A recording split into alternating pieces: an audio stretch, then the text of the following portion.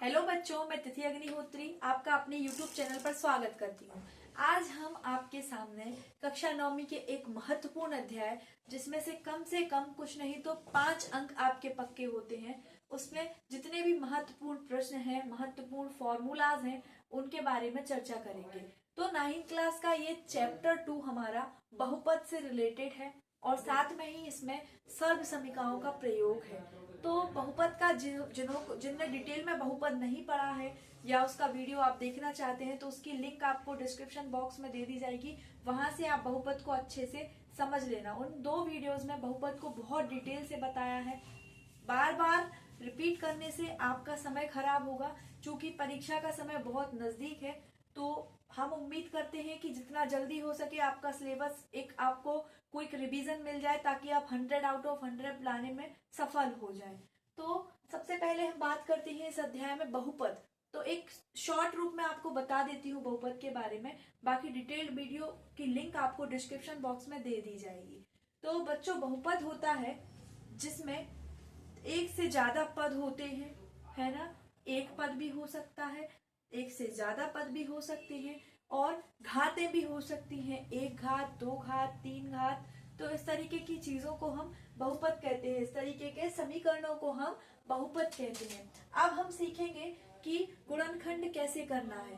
बच्चों, class 9th में एक प्रश्न गुणनखंड का हर वर्ष हर परीक्षा में, चाहे आपकी हाफ ईयरली हो या फाइनल एग्जाम्स हो, इसमें पूछा जाता है। और गुणनखंड इतना बेसिक है कि ये आपके कंपटीशन एग्जाम्स में भी बहुत हेल्पफुल रहता है। तो इसको बहुत अच्छे से समझना जरूरी है। इसके साथ ही मैं आपसे बार बार एक ही चीज कहूंगी कि जितनी इंपॉर्टेंट चीजें आपको बताई जाएं, उनको आप अच्छे से नोट डाउन करें, ताकि परीक्षा का जो आपका महत्वपूर्ण समय है वो आप बिना बेस किए, बिना ही गवाए उसको आप रिवीजन करने में यूज करेंगे, तो आपको बहुत हेल्पफुल होगा परीक्षा के समय पे। तो हमारे सामने एक प्रश्न लिखा हुआ है कि 6x to the power 2 plus 17x plus 5, 6x square plus 17x plus 5 के हमें गुणनखंड करने हैं। को क्या करना है? हमें फैक्टराइज करना है। इंग्लिश में गुणनखंड को बोलते हैं फैक्टराइज। फैक्टराइज मतलब क्या? उसको फैक्टर्स में तोड़ना, गुणनखंड करना उसके। ऐसे 2 भाग। गुणनखंड का बेसिक मीनिंग ये होता है कि कोई भी संख्या लिखी है या कोई भी एक आपको इक्वेशन दी है, समीकरण दिया है, बहुपद दिया है, आपको उसको ऐसे 2 भागों में बांटना है जिससे कि उनका आपस में गुणा करने पर वो जो इक्वेशन आपको दिया है, जो संख्या आपको दी है, वो पुनः उसी रूप में परिवर्तित हो जाए। इस समीकरण को हम क्या कहते हैं? गुणनखंड कहते हैं, गुणनखंड विधि कहते हैं, है ना। जब भी आपको कोई इक्वेशन दिया जाए और कहा जाए इसके गुणनखंड करिए, तो आप मान के चलना कि आपको सिर्फ इतना करना है कि उसके 2 ऐसे भाग करने हैं जिनको आपस में मल्टीप्लाई करने से वही सेम इक्वेशन वापस से बन जाए। इसको क्या कहते हैं? हम फैक्टराइजेशन कहते हैं, गुणनखंड कहते हैं। तो बच्चों, क्या है गुणनखंड? जैसा कि इसके नाम से पता चल रहा है, गुणन और खंड, गुणा के 2 भाग, गुणा के 2 भाग, यानी कि गुणा के 2 हिस्से। जो आपको फैक्टर दिया हुआ है उसको 2 भागों में बांटना। उदाहरण के लिए मान लो आपको जैसे घर में पैसे दिए जाते हैं, है ना। पैसे दिए जाते हैं कि भाई ये 2 रुपए हैं, आप दोनों आपस में बांट लो, इस तरीके से बोला जाता है। तो आप क्या करते हैं? एक दे देते हैं, एक अपने पास रखते हैं। तो उसको 2 भागों में डिवाइड किया, तो जब उसको एक साथ करेंगे तो वो वापस से 2 बन जाएगा। तो वो हो गया एक जोड़ के रूप में। लेकिन हमें यहाँ पे क्या करना है? गुणनखंड में ऐसी संख्याओं को जोड़ना है और ऐसी संख्याओं का गुणा करना है कि कुछ भी हो जाए, जब भी आप उनकी ब्रैकेट्स को खोलेंगे, भाई 2 ब्रैकेट्स होंगे जो, उनको खोलेंगे तो वापस से वही इक्वेशन आपको मिल जाए। चलिए देखते हैं इस पे आधारित एक प्रश्न। 6x square plus 17x plus 5। हमें क्या करना है? इसका जो बीच वाला टर्म है, x वाला टर्म है, ठीक है, x की घात 2 वाला नहीं बच्चों, x की घात 2 के बाद में जो टर्म है, बीच वाला टर्म है, इसको हमें 2 भागों में जोड़ना या घटाना है। क्या करना है बच्चों? प्लस होगा या माइनस होगा। और जो आखिरी में पद लिखा हुआ है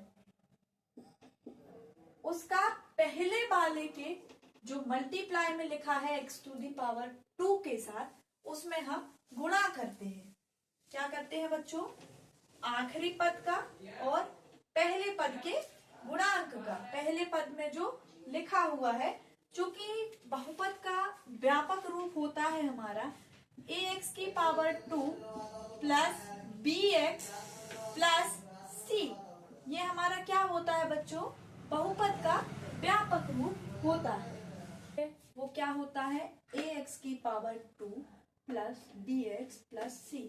तो गुणनखंड करने के लिए हम देखेंगे क्या ये इस रूप में है, जो हमें दिया हुआ समीकरण है वो इस रूप में है। तो इस रूप में है, कैसे है? a की जगह पे 6 आ गया, b की जगह पे 17 आ गया और c की जगह पे 5 आ गया। तो इस तरीके से ये हमारा इस रूप में कहलाया। अब हमें क्या करना है? जो आपका बीच वाला पद है, मिडिल टर्म है, उसको क्या करना है? प्लस या माइनस करना है और आखिरी और पहला टर्म जो है उनको आपस में गुणा करना है। तो यहाँ पे बीच वाला टर्म क्या लिखा हुआ है बच्चों? 17x। तो 17x को हमने क्या करना है? जोड़ना या घटाना है और आखिरी पद और पहले पद का गुणा करना है। तो हम क्या करेंगे? मध्य पद को विभक्त करेंगे। क्या किस लिए करेंगे इसको विभक्त? गुणनखंड करने के लिए, फैक्टराइज करने के लिए। तो p प्लस क्यू बराबर हमें क्या चाहिए है बच्चों? प्लस 17। यहाँ पे चिन्ह का ध्यान रखना कि जो भी साइन आएगा उसको किस तरीके से लिखना है। यहाँ पे हम देख रहे हैं कि इसके आगे प्लस लगा है, इसका मतलब हमें प्लस का 17 चाहिए। अगर यहाँ पे माइनस होता तो माइनस का 17 चाहिए होता हमें। ठीक है बच्चों? और गुणा करने पे क्या चाहिए? p इंटू क्यू, 6 इंटू 5 बराबर 30 हो जाएगा। कितना होगा? 6 इंटू 5 इज इक्वल 30। ठीक है, तो यहाँ से क्या क्लियर हो गया कि बीच वाले पद में जो 17 लिखा है वो चाहिए हमें जोड़ने घटाने पे, और गुणा करने पे चाहिए है 6 पंचा 30। ठीक है बच्चों, यहाँ तक क्लियर हुआ होगा। बड़े ही धीमे धीमे इस चीज को आपको एकदम व्यवस्थित रूप से समझा रही हूँ ताकि आप परीक्षा में भटके ना। बहुत से बच्चे हैं जो इस चीज में गलतियां करते हैं, या तो माइनस प्लस की मिस्टेक कर देंगे वो, या उनसे कहीं ना कहीं फैक्टराइज करते टाइम गड़बड़ हो जाती है ना। वो पहले और दूसरे जो टर्म लिखे होते हैं उनका आपस में गुणा कर देते हैं। तो ये गलतियां ना हो, अच्छे से समझो, कम पढ़ो लेकिन अच्छा पढ़ो, ताकि आपके दिमाग पे छप जाए वो चीजें, परीक्षा में आपको दिक्कत ना हो। तो यहाँ पे गलतियां ना हो इसके लिए हम इसको पूरा डिटेल में समझते हैं। ठीक है, तो हमें क्या चाहिए बच्चों? मिडिल टर्म को चाहिए है, जो 17 लिखा हुआ है वो हमें प्लस या माइनस करने पे चाहिए, और लास्ट टर्म और फर्स्ट टर्म का जब हम मल्टीप्लाई करेंगे तो वो हमें चाहिए है मल्टीप्लाई करने पे। तो वो ऐसे कौन से नंबर हो सकते हैं? तो हम लास्ट वाले टर्म को देखते हैं, जो हमने गुणा करके निकाला है p इंटू क्यू का। क्या निकाला है बच्चों हमने?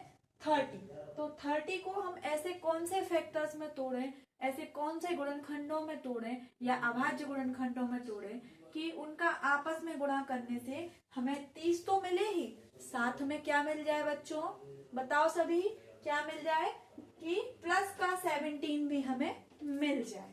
तो 30 के फैक्टर्स क्या क्या हो सकते हैं? एक अनुमान लगाएं आप लोग। एक तो हो सकता है 2 इंटू 15, 3 इंटू 15 है ना, 15 दूना 30, 5 15 है ना, सॉरी इसमें 2 का और मल्टीप्लाई कर दो, इस तरीके से हो सकते हैं। ठीक है, और ये भी हो सकते हैं, और भी बहुत सारे हो सकते हैं। 30 इंटू 1 करेंगे तो भी हो सकता है, 6 इंटू 5 करेंगे तब भी हो सकता है। इस तरीके से बहुत सारे फैक्टर्स हो सकते हैं, लेकिन वो ऐसे कौन से गुणनखंड होंगे, कौन से उसके दो पार्ट होंगे कि मल्टीप्लाई पर तो 30 मिले हमें, लेकिन साथ में ही प्लस या माइनस करने में आपस में 17 आए। तो हम देख रहे हैं जो पहला लिखा हुआ है टर्म 2 और 15, जब आप इनको आपस में जोड़ते हैं 15 प्लस 2 इज इक्वल 17। इसका मतलब क्या हुआ हमारे लिए? वो दो टर्म कौन से हो गए, दो हिस्से कौन से होंगे? 15 और 2। तो हम बीच वाला जो पद है हमारा 17x, इसको हम ऐसे लिख सकते हैं ना बच्चों, 15x धन 2x। अब बात तो एक ही है, 15x धन 2x लिखेंगे तब भी वो 17x माना जाएगा, है ना। इसका मतलब क्या हुआ कि हम 17x की जगह 15x धन 2 लिख सकते हैं। तो हम इसको क्या लिखेंगे, 6x square plus 2x plus 15x plus 5। इसका मतलब क्या हुआ, इन दोनों को जोड़ेंगे तो 17x वापस बन जाएगा। अब इस स्थिति तक हम आ गए हैं, कहां से, कि हमें क्या जोड़ने घटाने पे चाहिए, क्या हमें गुणा करने पे चाहिए। उसके बाद हम क्या करेंगे, वो संख्याएं निकालेंगे जिनको जोड़ने घटाने और गुणा करने पर हमें दिए गए नंबर्स मिल जाएं, दिए गए डिजिट्स को हम निकाल लें। क्लियर हुआ। इसके बाद बीच वाले टर्म को दो हिस्सों में तोड़ के लिखेंगे कि वही सेम नंबर रहे, नंबर भी चेंज ना हो जाए, हमारा जो मिडिल लिखा हुआ है 17x ये भी चेंज ना हो और हमारा काम भी बन जाए। तो हम इसको क्या लिख सकते हैं बच्चों, 15x प्लस 2। ठीक है, अब हम क्या करेंगे, इनके 2 के पेयर देखेंगे इस तरीके से, है ना। क्या, इन दोनों में से फर्स्ट और सेकेंड में से जो भी कॉमन आएगा, उभयनिष्ठ आएगा, उसको ब्रैकेट के बाहर, बाकी बचा हिस्सा ब्रैकेट के अंदर। सेम इस तरीके से इन दोनों के बीच में करेंगे, साइन जो लगा है उसको लगाएंगे और उनमें से जो भी कॉमन पार्ट है, उभयनिष्ठ पार्ट है, उसको ब्रैकेट के बाहर, बाकी हिस्सा ब्रैकेट के अंदर। तो बच्चों 6x square plus 2x, 6x square plus 2x।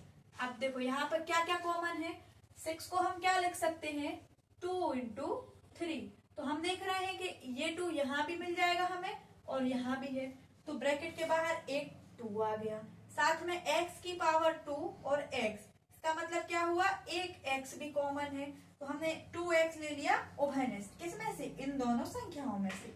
ठीक है, फिर यहाँ पे क्या बचेगा, 3x प्लस 1। ठीक है, और यहाँ पे क्या बचेगा, इसी तरीके से यहाँ से भी कॉमन निकाल के जो बचेगा उसको हम ब्रैकेट में लिख देंगे। तो इसमें से क्या कॉमन आएगा, 5, 5 3 जा 15, है ना। तो क्या बचेगा, 3x प्लस 1। 5 कॉमन आएगा, 3x धन 1 ब्रैकेट के अंदर बचेगा, 3x धन 1, 3x धन 1 दोनों एक से हैं, तो इनको हम एक ब्रैकेट में लिख देंगे और जो भी दोनों ब्रैकेट के बाहर जो बचा हुआ है उसको हम मल्टीप्लाई में, यानी कि दूसरे ब्रैकेट में लिख देंगे। तो क्या लिख दिया, एक ब्रैकेट में हमने 3x प्लस 1 और दूसरे में क्या लिख देंगे हम, जो इसके बाहर बचा है और जो दूसरे ब्रैकेट के बाहर है विद साइन। ठीक है, 2x plus 5, 2x plus 1, sorry क्योंकि यहाँ पे ये 5 बाहर आएगा, 1 बचेगा, सॉरी। ठीक है, तो क्या हो जाएगा, 3x प्लस 1, 2x प्लस 1। ये दो हमारे क्या हो गए बच्चों, फैक्टर हो गए और यही हमारा आंसर हो जाएगा। क्यों हो जाएगा ये आंसर, क्योंकि हमें यही निकालना था कि हमें सिर्फ और सिर्फ फैक्टर्स करने थे कि फैक्टर्स कैसे करेंगे। चलिए बच्चों, अब हम क्या करते हैं, गुणनखंड का एक और प्रश्न देखते हैं, ताकि जिनको अगर एक बार में समझ में नहीं आया है तो उनको दूसरे प्रश्न में वो चीजें सारी क्लियर हो जाएं, जो भी डाउट्स हैं वो सारे गुणनखंड के विषय में क्लियर हो जाएं। तो एक दूसरा प्रश्न आपके सामने है, 6x की पावर 2 प्लस 5x माइनस 6। इसको हमें क्या करना है, हमें इसके गुणनखंड करने हैं, इसको हमें फैक्टराइज करना है। तो बच्चों हमने प्रोसेस क्या सीखी थी कि जो बीच वाला पद लिखा हुआ है, कौन सा पद, bx वाला, है ना, कौन सा, bx वाला, इसको ऐसे दो भागों में तोड़ना है कि हमें 5x मिले या 5 मिल जाए। ठीक है, वो भी काय का, प्लस का। और साथ में एक दूसरी कंडीशन अप्लाई होती है गुणनखंड में कि लास्ट वाले पद का और पहले वाले टर्म में जो आपका इसके साथ लगा हुआ है कोफिशिएंट, उन दोनों का मल्टीप्लाई करने पे जो नंबर मिलता है विद साइन, तो कौन सा है, p प्लस माइनस करेंगे, जोड़े या घटाएं, हमें क्या मिलना चाहिए बच्चों, 5 मिलना चाहिए। क्या मिलना चाहिए बच्चों, 5 मिलना चाहिए। और p इंटू क्यू, यानी कि फर्स्ट टर्म और लास्ट टर्म का जो कोफिशिएंट है, फर्स्ट टर्म का उसका और लास्ट का मल्टीप्लाई करने पे हमें क्या मिलना चाहिए, माइनस का 36। ठीक है बच्चों, तो 6x की पावर 2 प्लस, अब -36 हमें कैसे मिलेगा, ये थोड़ा सा आप अपना रफिंग वर्क कर लिया करो, है ना, कि 36 किस किस के मल्टीप्लाई करने पे हमें मिलते हैं। एक तो हमें 6 इंटू 6 करते हैं तब मिलते हैं, एक हमें मिल जाएंगे 4 इंटू 9 करेंगे, है ना, तब भी 36 मिल जाएगा हमें। ठीक है, तो हम देखेंगे कि 6 और 6 को आपस में जोड़ेंगे तो 12 बनता है, घटाएंगे तो 0, यानी कि ये तो बिल्कुल भी नहीं है, ये संख्या हमारे लिए गलत हो गई। अब देखेंगे हम 4 और 9 को आपस में जोड़ते हैं तो क्या हमें 5 मिलेगा, नहीं मिलेगा। घटाएंगे इन दोनों को आपस में तो 5 मिलेगा, मिल जाएगा 5, है ना। लेकिन हमें क्या चाहिए है, माइनस का 36, प्लस का 36 नहीं। संख्याएं तो कंफर्म हो गई हमारी, कौन कौन सी, 9 और 4, 9 और 4। अब खेल क्या है, अब खेल है चिन्हों का, साइन का, कि प्लस का लगाना है हमें साइन, की माइनस का लगाना है। हम देखेंगे कि मिडिल टर्म में तो हमें प्लस का साइन चाहिए, यानी कि जो मध्य पद लिखा हुआ है उसमें हमें काय का चाहिए बच्चों, प्लस का चाहिए है। और गुणा करा है जो हमने, मल्टीप्लाई करा है, उसमें हमें चाहिए माइनस वाला टर्म, है ना। तो इसके लिए कौन सी संख्याएं हो गई, एक तो संख्याएं फिक्स हो गई हमारी 4 और 9, लेकिन मल्टीप्लाई करने पर हमें माइनस का साइन आना चाहिए, ठीक है, लेकिन जोड़ने और घटाने पर प्लस का। तो जो आपको पता है कि जो संख्या जिस नंबर की, कैसे 36 का करने पे आएगा, क्या क्या करने पे आता है, माइनस प्लस करने पे आएगा। किन दो संख्याओं को आपस में, पॉजिटिव नेगेटिव का आपस में मल्टीप्लाई करेंगे, और वो संख्याएं कौन सी होंगी, तो हमने देखा वो संख्याएं हमें कौन कौन सी मिल गई, 4 और 9, है ना, 4 और 9 मिल गई। लेकिन कंडीशन वही है कि प्लस माइनस वाले टर्म में हमें प्लस चाहिए है, कि इनको प्लस करने पे, मतलब इनको आप जोड़ेंगे या घटाएंगे, लेकिन जो आपका मिडिल टर्म है, मध्य पद है, वो प्लस का आना चाहिए। साथ में दूसरी कंडीशन क्या है कि मल्टीप्लाई है वो माइनस का आना चाहिए, माइनस का 36। तो 9x में से 4x माइनस करेंगे तो कितना बचेगा बच्चों, 5x, है ना। और 9x का मल्टीप्लाई -4x में करेंगे बच्चों तो कितना मिल जाएगा हमें, -36 x टू दी पावर 2, या x को हटा दो तो सिर्फ 36। तो ये हमारी कंडीशन यहाँ पे अप्लाई हो गई। इसका मतलब क्या हुआ बच्चों कि 9 और 4x के वो टर्म कौन से हो गए हमारे पास, 9x होगा प्लस का, काय का बच्चों, प्लस का, और जो 4x होगा वो काय का होगा बच्चों, माइनस का होगा। ठीक है, क्योंकि नियम है ये हमारा कि जो भी इंटीजर जब दो साइन आते हैं प्लस और माइनस के, जिस भी इंटीजर का जिसके आगे जैसे मान लो पॉजिटिव साइन है, धन का चिन्ह है, अगर वो संख्या बड़ी है तो भाई दूसरी संख्या ऋण की है, हम मानते हैं दोनों आपस में घटेंगी ही, उनका माइनस होगा, ठीक है। लेकिन चिन्ह काय का होगा, ये डिपेंड करता है नंबर्स पे कि प्लस की संख्या बड़ी है या माइनस की संख्या बड़ी है। तो यहाँ पे हमें क्या देखा कि 9x है, जो पॉजिटिव इंटीजर है 9, वो बड़ा है, इसलिए आंसर काय में आएगा, प्लस में आएगा, यानी कि +5। तो क्या हो जाएगा, 6x² plus 9x minus 4x minus 6। ये हमने काय को लिख लिया, 6x² प्लस 5x माइनस 6 को, 6x की पावर 2 प्लस 5x माइनस 6 को हमने किस तरीके से लिख लिया, गुणनखंड के रूप में। कैसे, 6x² plus 9x minus 4x minus 6। 9x में से जब 4x घटेंगे तो आंसर क्या मिलेगा हमें, 5x, मतलब हमारा मिडिल टर्म मिल गया। और 9 का गुणा जब 4 में होगा और साथ में ऋण के, तो क्या मिल जाएगा हमें, ऋण का 36। क्या मिलेगा बच्चों, ऋण का 36। इसका मतलब हुआ कि हमारी दोनों कंडीशंस अप्लाई हो गई। तो क्या होगा, अब क्या करते हैं, इसके बाद हम कॉमन निकालते हैं, है ना। तो इसको हम क्या लिख सकते हैं, 3 इंटू 2, 6 को, है ना, x to the power 2 plus 9 को क्या लिख सकते हैं, 3 इंटू 3x माइनस 4 को क्या लिख सकते हैं, 2 इंटू 2x, और 6 को 3 इंटू 2। ये हमने यहाँ मल्टीप्लाई में इसलिए लिख दिए हैं, कुछ बच्चे कंफ्यूज होते हैं, है ना, कि कॉमन कैसे निकाल दिया, उभयनिष्ठ कौन सी संख्या ले ली, तो उनसे गलतियां ना हो इसलिए हमने इनको इस तरीके से लिख दिया। अब हम देखेंगे यहाँ पे 3 है, यहाँ पे 3 है, तो बाहर 3 आ गया, साथ में एक x भी आ जाएगा, 3x ब्रैकेट में 2x प्लस 3, क्योंकि यहाँ पे सिर्फ 2x बचेगा, यहाँ पे एक और 3 बचेगा। फिर ऋण और ऋण, अब यहाँ पे चूंकि प्लस आ गया है तो हम क्या करेंगे, माइनस भी कॉमन ले लेंगे, -2 हमने लिया कॉमन, तो यहाँ पे क्या बचेगा 2x, ये भी प्लस का हो जाएगा और ये भी प्लस का हो जाएगा 3। अब देखेंगे हम ये दोनों संख्याएं सेम है, 2x प्लस 3 को हमने एक ब्रैकेट में लिख दिया और दूसरे ब्रैकेट में हमने लिख दिया 3x माइनस 2। समझ में आया बच्चों, क्लियर हो गया होगा, इसको अच्छे से नोट डाउन करना।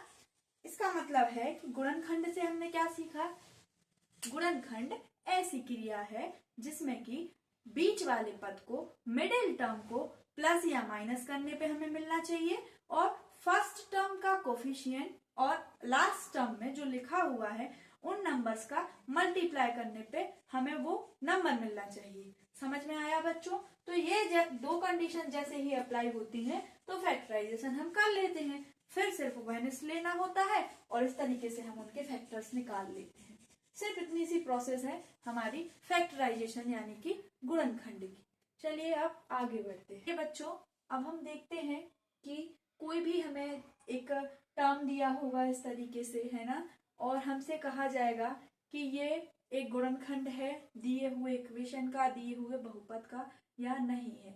तो ऐसी स्थिति में हम क्या करेंगे, अब तक हमने गुणनखंड निकालना सीखा, अब हम देखेंगे इस स्थिति में हम क्या करेंगे कि बताना है भाई हमें एक समीकरण दिया हुआ है px बराबर 2x की power 3 plus x square minus 2x minus 1 और gx बराबर दिया है x प्लस 1, एक गुणनखंड है या नहीं। तो हमें बताना है कि जो हमारा gx बराबर x प्लस 1 हमें दिया हुआ है, ये x प्लस 1 इसके लिए गुणनखंड है कि नहीं है। बच्चों जब भी आपको एक टर्म पद दिया जाए, है ना, जैसे x प्लस 1, x प्लस 2 या कुछ भी, और आपसे जांच करने कहा जाए कि ये दिए गए बहुपद का, दिए गए समीकरण का गुणनखंड है कि नहीं है, तो इस स्थिति में हम क्या करते हैं, जो gx का वैल्यू हमें दिया गया है उसको हम 0 के बराबर मानते हैं। क्यों, क्योंकि जो हमारा गुणनखंड होता है उसका काम होता है कि गुणनखंड से जो मान निकलता है x का, उसको समीकरण में रखने से, बहुपद में रखने से उसका वैल्यू 0 आता है। तो gx बराबर x प्लस 1 यदि इसका क्या होगा बच्चों, बहुपद होगा एक, सॉरी गुणनखंड होगा एक, तो x प्लस 1 है ना, gx बराबर इस पे क्या होगा, इसका मान 0 होगा। तो हम क्या करेंगे, दिया है px बराबर 2x की power 3 plus x square minus 2x minus 1, तो और gx बराबर क्या दिया है, x प्लस 1, हम क्या करेंगे gx बराबर 0 मानेंगे। क्यों, क्योंकि हमें यहाँ से x का मान चाहिए है, x प्लस 1 बराबर 0, तो x बराबर क्या हो जाएगा बच्चों, यहाँ पर 1 प्लस का है, दूसरी तरफ जाएगा बराबर के तो माइनस का हो जाएगा, चिन्ह परिवर्तित हो जाएगा। तो x का वैल्यू हमें क्या मिल गया बच्चों, -1। इसका मतलब क्या हुआ, यदि gx, जो gx हमें दिया है वो इसका एक गुणनखंड है, दिए गए बहुपद का एक गुणनखंड है, तो x बराबर -1 पर इसका मान 0 होना चाहिए। किसका, px का मान 0 होना चाहिए। तो हम क्या करेंगे, p ऑफ -1 निकालेंगे, मतलब x की जगह पर पूरे में -1 को रख देंगे। तो p ऑफ -1 बराबर 2, यहाँ पे क्या है x क्यूब, मतलब -1 पे 3 की पावर प्लस -1 पे 2 की पावर -2 और ब्रैकेट में -1, क्योंकि यहाँ पे सिर्फ x है, फिर -1, p ऑफ -1 बराबर 2, एक पर 3 की पावर है, मतलब 3 बार माइनस माइनस का गुणा होगा, माइनस का गुणा माइनस में होगा तो प्लस, और फिर प्लस का गुणा माइनस में होगा। इस तरीके से माइनस मल्टीप्लाई करेगा माइनस से और फिर मल्टीप्लाई करेगा माइनस से, तो इनका आपस में गुणा होगा तो प्लस बनेगा, और जब इसका गुणा फिर माइनस से होगा तो माइनस बन जाएगा। इसलिए यहाँ पे क्या हो जाएगा बच्चों, -1, -1 पे स्क्वायर है, यानी कि माइनस माइनस का 2 टाइम्स आपस में गुणा होगा, तो क्या बन जाएगा बच्चों, +1। ये एक माइनस है, ये भी एक माइनस है ब्रैकेट के बाहर, तो क्या बन जाएगा बच्चों, +2 और फिर लगा है -1। ठीक है बच्चों, p ऑफ 1 बराबर क्या हो जाएगा, सॉरी -1 बराबर माइनस आगे आ जाएगा, 2 का मल्टीप्लाई 1 में होगा -2।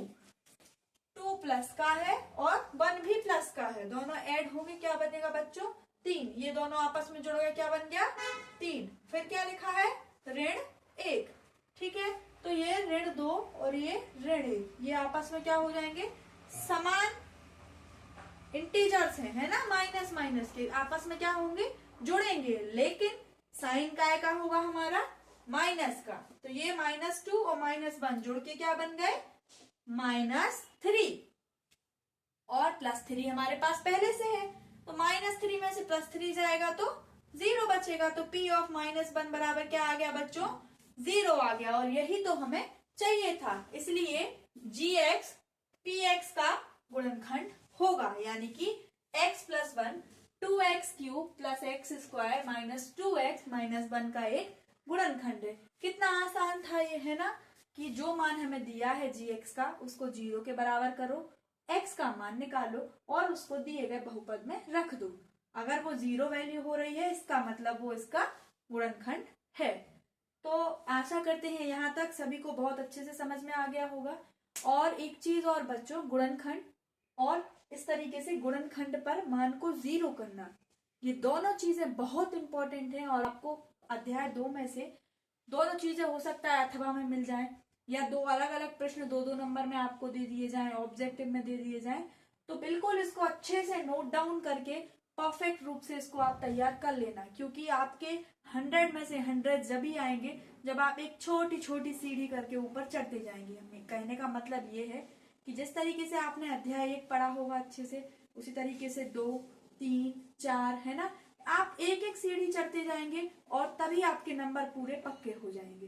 तो वीडियो को यहीं समाप्त करते हैं, अगले वीडियो में नए प्रश्नों के साथ मिलते हैं। साथ में शॉर्ट्स वीडियोस में आपको शॉर्ट ट्रिक से जो आपके फॉर्मूला होते हैं उनको याद करवा दिया जाता है। तो अच्छे से नोट डाउन करिए, खुद के लिखे नोट्सों से पढ़ने में जो मजा है वो और कहीं नहीं है। तो खुद की हैंडराइटिंग में लिखिए, है ना, और बहुत अच्छे से इसको, हम तो कहते हैं 2 बार देखिए, 3 बार देखिए, ताकि आपको बेहतर से बेहतर चीजें समझ में आए।